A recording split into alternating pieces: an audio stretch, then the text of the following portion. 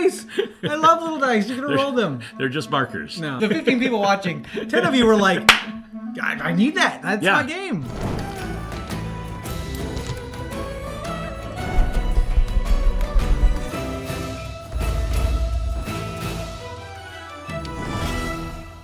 Welcome to the Game Garage. We're excited about a review here that has been difficult for us to figure out. This game right here that's been sent to us by the publisher, we're not under any obligation to say anything specific. We have probably debated this game as much as anything as to what we like and don't like. And as far as buy, borrow, or bust videos go that we have traditionally done, this might be one of the weirder ones that we do. Yeah. Because the discussion around this game for us is unique. Probably why we like to play games is because you play the game and then you're like, you gotta talk about it. Yeah, you just talk about all the things about what makes it. The reason it's on the table is because we've discussed it so much. Now, as to whether we end up on buy, borrow, or bust, you're just gonna have to stick around. On paper, there's some things this game does that I think you're gonna be very interested in. For one, it's an asymmetric game, which I love asymmetry. So Root is edging into my top 10. This has that. Each of these characters is very different. It's a 2-player game, but they've got all these variants that allow you to play it at larger player counts. So how does it work? You're not actually one specific character. You're controlling 3 different, what are called mythics. First thing you'll do is spend actions. The actions you have available to you are listed out on your player board, and the number of times you can do that action are indicated by the dice added up in each section. You'll spend those dice to then do the actions out on the board. After you've completed that, there's what we call the Tome Keeper phase. Now, this is really the core of the game. You see, this Tome Keeper is trying to catch everybody on the board, and he's got a set number of moves that he's going to take, and he's got a set objective. Each of these numbers, that's his objective. That's where the Tome Keeper... You know where he's headed. Right. That's the core puzzle. He's trying to get to each of these locations. So after I do all of my movements, I am then going to move the Tome Keeper towards these spaces. If anybody gets caught in his path, if it's me that's active, I'm going to lose a point if he goes after me. If I manage to maneuver the board so that he's in the way of the Tome Keeper and gets captured by him, that's going to move my point tracker up 1. The other thing you're doing on your phase is, on your turn, is you're trying to grab all of these tomes that are scattered around the board. Why? Because they're going to make your board better. That's the upgrade system, and that happens on the final phase of your turn. You're going to clean up. You're going to slide all of your action dice to the left. So any unused actions, there's some actions that are just going to lose those dice. You're not going to have them. Some of them you can boost. You're going to add to them for the next turn. So there's a nice kind of system here of spend your actions, move the Tome Keeper, gain more actions for later use. That part of the game, really good. And the core puzzle, pretty good. You can move bookshelves around to try to block people's paths or to block the Tome Keeper's path, so he has to take a different route. You can move people around so that they're in the path of the Tome Keeper. You can move yourself around. You can swap places with each other. There's all these different kind of mechanics, depending on who you're playing, that allow you to manipulate the game state. So, buy, borrow, or bust, pros and cons that go into this game. First thing I have to say about this game is it is very easy to learn. It is not a difficult game. And really, for asymmetry, probably one of the simplest asymmetric games that I've played. I can teach this to just about anybody in about 5 to 6 minutes. When you first open this game up, they have done a superb job of getting it to the table quickly. I think one of my favorite parts, and I know a ton of games are doing this now, but the individual player trays, you know. And this is just, I mean, IV Studios in general. Everything they seem to touch, they really go above and beyond when it comes to packaging. So if that's your thing, you're going to love the packaging on this game. Yeah, draws you into the theme well. The board is well done. So for me, just what they make is a pro. Every mini is different. Everything is unique. They're all like that solid, kind of hefty plastic, if you will. Yeah. It's not the lame plastic. It's the good stuff. And I like that it's just obvious that it's what color I am and who's playing where. You know, so they've got a good job. Like the Tome Keeper, you know, he's just this big old beefy, hefty thing. But I just am kind of able to glance at the board and I know kind of what's going on. Another thing I really like about this game is the upgrade system. It's enjoyable. Whenever you collect one of these tomes, you're able to place it in here, which is just going to move dice up. And as they move up, the dice grow in size. And then the higher that number is, the more times you can use that ability on your turn. I really enjoy that. You know, for me, this is where this gets really interesting. I'm going to take 3 different categories of what makes a game. You've got the skill that goes into figuring out the puzzle of how everything works. But then you've also got something that's like chance or random or luck. And this game, very quickly, you realize, oh, there's no dice. The dice that are here are not for rolling the dice. You never roll them. I was so excited, to be honest. I pulled this out. I was like, little dice. I love little dice. You're going to roll them. They're just markers. No, they just, right. They're just stand. They just. And so the only card you're drawing that's unique is this how the board is set up. Yep. So the board just becomes the board unique. configuration. But that is the sum total of luck. The moment I realized that this is all the information, and I now have all of the information. The only thing hidden from me is this. This turned into a 98% perfect information game. It turned into a game of chess. Yeah. The moment a game turns into my brain versus your brain, I don't enjoy it. But some people are going to love that. Some Right. people are going to, oh, chess is great fun. The 15 people watching, 10 of you were like, I need that. That's my game. That's because why would I want luck to mess with my skill? This is exactly what my wife says. Like, but I had this great plan. Why do I don't want dice to determine whether my plan works. And I'm sitting there going like, that's exactly what I want. This one's high skill and very, very little luck. But why do I not like that? I mean, what's going on right there? Here's what the deal is for me. There's not much of a story with the game of chess. Now, the Chess Channel will make it seem like there's a massive story. He used a such and such defense to, deal with it. Because I think people would argue, oh, there's a story there. Just like people are going to argue in chess, there's a story there.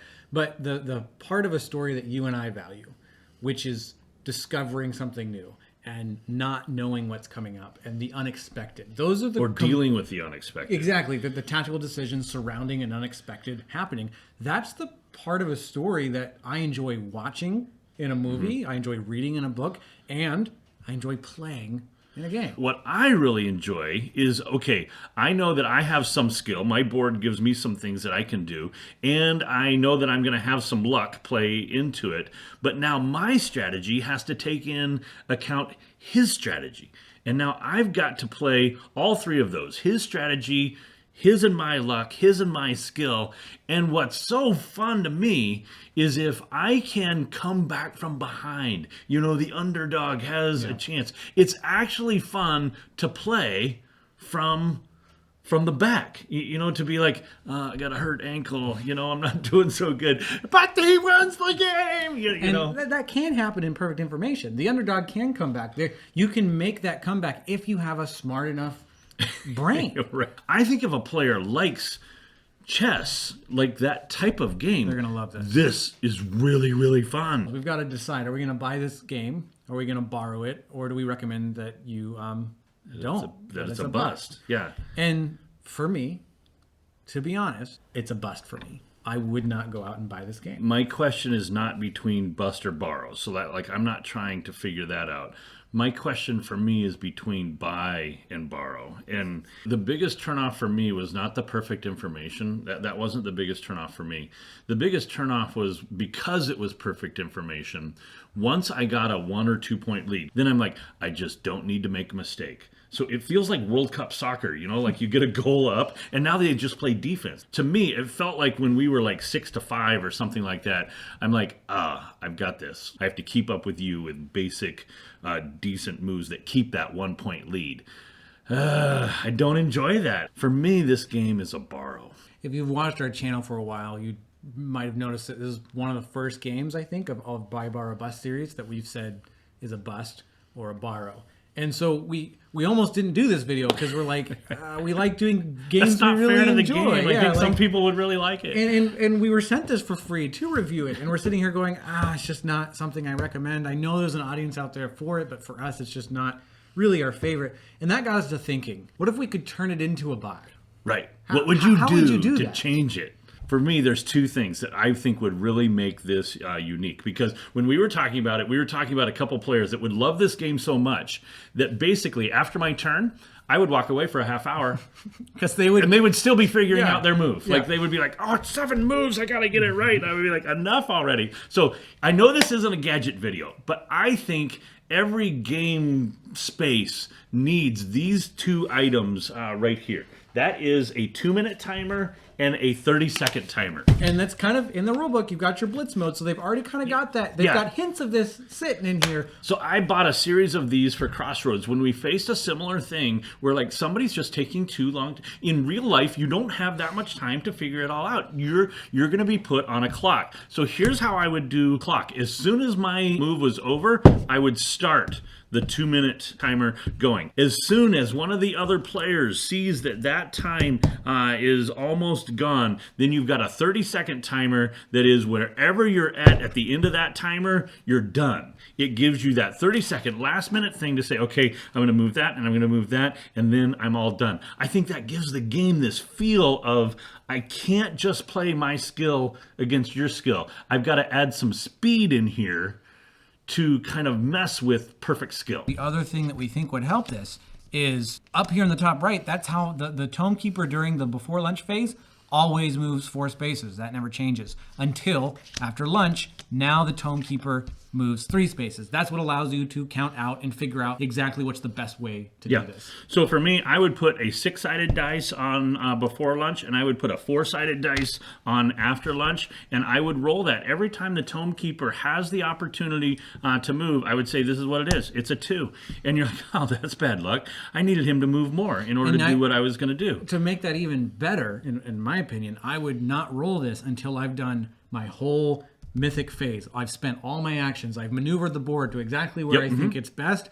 Then roll the dice. Then roll the dice. Because that's that unknown that, okay, if he moves 3 spaces, I got you. Yeah. If he only moves 2, bummer. And if you're like, man, all of a sudden we rolled a 6 and you roll a second 6, you're like, what is that Tome Keeper drinking? I mean, he's got a monster drink. The story is beginning to come out. And you're like, man, if he rolled a 1, I'm not feeling so good. He might as well have just called in sick. I mean, he's doing no good whatsoever. If you roll 2 or 3 6s or a 6, a 5, and a 4, this game is now moving fast. And where you thought you were safe, you're suddenly not safe. And that surprise element keeps me so involved. A piece of me that almost wants to add a dice for this, where when I set the board up, just like we do in Crossroads, you roll the dice and it goes, okay, it's going to be on the 6th square, and then drop that there. And so suddenly the board could get all crowded in a corner. And what randomization does is it puts into play things that a human brain wouldn't usually think is a good idea. There are a series of people that just looked at what we said and said, you made it a bust. Messed up the game. Ruined the whole game. And the designers are probably dying right now, and we apologize. We're not saying you designed a bad game at all. I think you designed a great game. Yeah, really well designed. Just what we enjoy is this randomization, and what it does is it takes the tension of strategy and luck and skill, and it brings them into balance. I want all 3 of those pieces in a game. And I know some of you are going to be like, no, you can live on a game that's only 2. It's just a different kind of game. When I was in college, I had an academy roommate. This guy was from Germany and learning the language and everything. So there were 2 things we played every night. We played a game of chess every night, and we played a game of darts every night. I won the darts every night. He won chess every night. I think in an entire year, I won 1 game of chess. And that's probably because he just wasn't paying attention, made a mistake, and I caught him on that. Really wasn't a fun game. Now, I did hone my chess skills, because he was so much better than me. I mean, he would tell me, Sam, what were you thinking? What were you doing? And I'm like, oh, man, I didn't know that. When it's just skill on skill, it just doesn't. It's not the same game. I understand the competitiveness that people have with skill on skill. And I understand the frustration people have of luck ruining my strategy. So we have delved into a topic that we don't actually know that much about. Game design, I mean, there's a reason there's people out there paid to make games, not us. Those 2 things, is this a buy or a borrow for you? Did it move it up 1 notch? I think that's a robust system. The role to play, I think it's going to break. In that, I don't even think you need this with the rolling. Really? I think the timer frustrates the person who wants the perfect move. It forces that you don't get the perfect move. What I'm imagining is us playing, and you and I both are at the We both have the personality of like, it's taking me more than 5 minutes to make my choice, and I'm getting bored from thinking, so I'm just going to make a choice, and I don't really care if it's adding the dice, adding the timers. This is an absolute buy for me. I think it's such... Really, all the way up to buy, from bust it to goes buy. straight up to buy, and that's... Wow, that shows you how big a deal, though, really, that piece is. The weird thing is, I actually like chess. And how many chessboards do you own? I want. You have one? Yeah. Okay.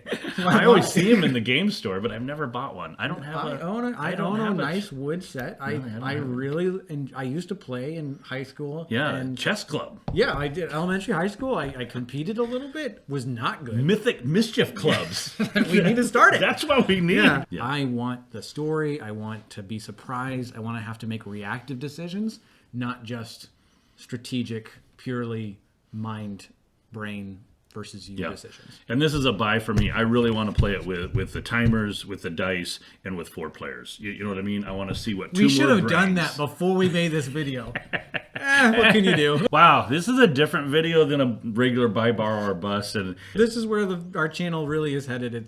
We like weird games. We like interesting discussions. And what you're going to not get from us is talk about every game that's ever come out. We don't have time to play every game. No, we've not even scratched the surface of the amount of games that you've probably played personally. And so we're really here to kind of curate a list of games that get us talking. That work for us. Yeah, yep. and we know everybody's different, and you'll kind of get to know us as we go along. Okay, well, that's it. Before we say goodbye, you know what I didn't do this entire video? I don't think you did either. Oh, I don't. Oh, because you were almost done. Might have done it. I didn't drink out of the Coke. That was a big deal. We're not drinking Pepsi or coffee in this Coke out of a bottle, which I really like. And it's because our Pepsi sponsor just isn't paying us. I know. They haven't paid us anything. So we're hoping maybe Coke would come, or at least compete. A little bit of leverage that we're trying to introduce. Anyway. Hey, Dr. Thunder, would you... What is Dr. Thunder? That's the generic brand for Dr. Pepper at Walmart. That joke went right over my head. RC Cola. That's better. Okay, that's all we have time for. We're way over time. I'm going to hate myself editing this. This is too difficult. Thank you so much for watching. I hope to see you next time. Whenever that is. See you next time.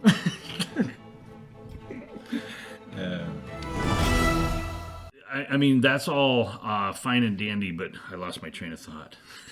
No, not the information. It's I lost it too. We were just on it. Brain burn. What were we talking about?